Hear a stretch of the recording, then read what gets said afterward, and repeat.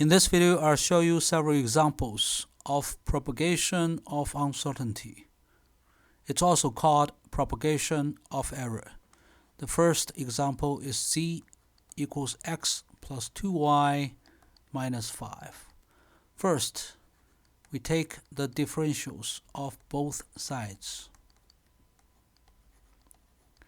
dx and dy may be considered as the errors of x and y, the signed errors of x and y. So both dx and dy can be positive or negative.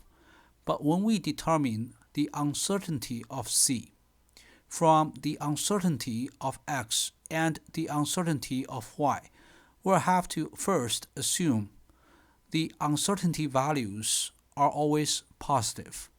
And two, the uncertainty values of different variables are orthogonal to each other.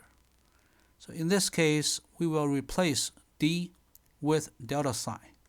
So now you have delta z squared equals delta x squared plus 2 delta y squared. So over here, delta x, delta y are the uncertainty values of x and y. They are both positive and they are orthogonal to each other. You may imagine these two as two vectors perpendicular to each other. And therefore, delta z squared is equal to delta x squared plus 2 times delta y squared.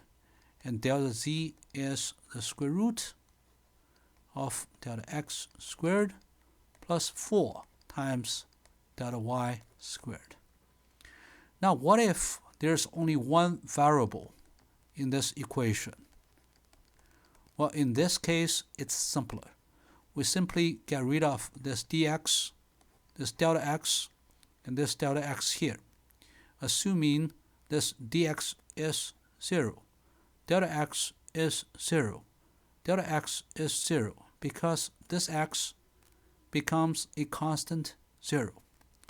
In this case, we go through the same procedure and we can see delta z is equal to 2 delta y. Also, you can simply say, well, dz is just 2 dy, and then we reach the same conclusion. What if z is 8 minus 5x minus 6y? In this case, we do the same thing. dz is equal to negative 5 dx, negative 6 dy. The same algorithm. And again, we'll just use delta z to replace dz. Squared is equal to negative 5 delta x squared plus negative 6 delta y squared. Delta x is the uncertainty of x, delta y is the uncertainty of y.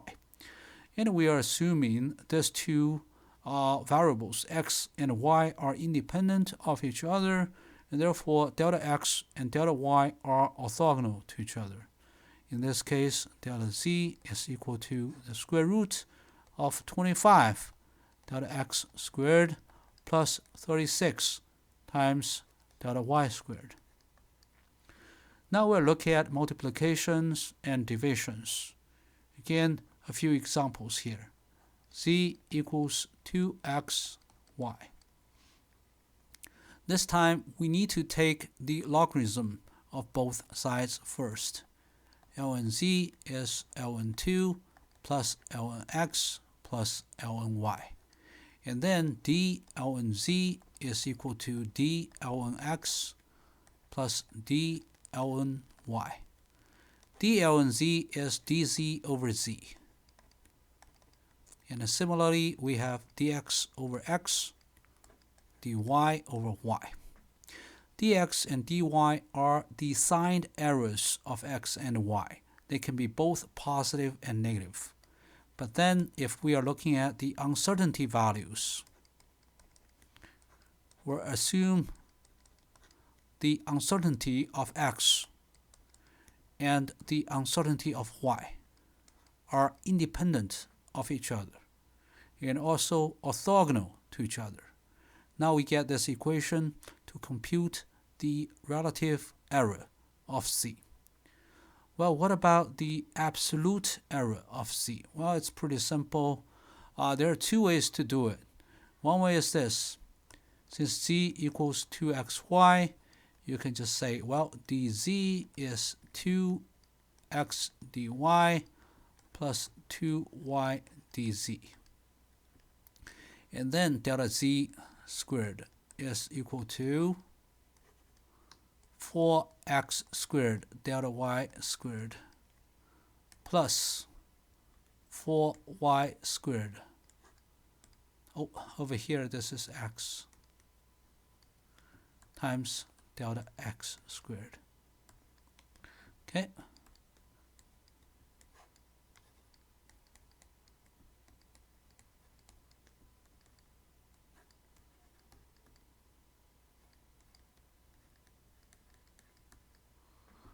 These two equations are equivalent to each other.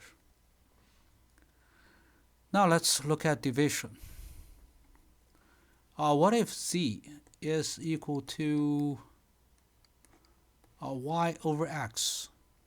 Well, ln z is ln y minus ln x.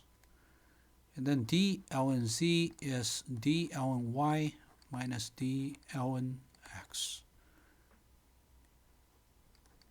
dz over z, yes, dy over y minus dx over x. And again, dy and dx can be both positive or negative. However, when we are talking about the uncertainty value, the uncertainty of y has to be positive.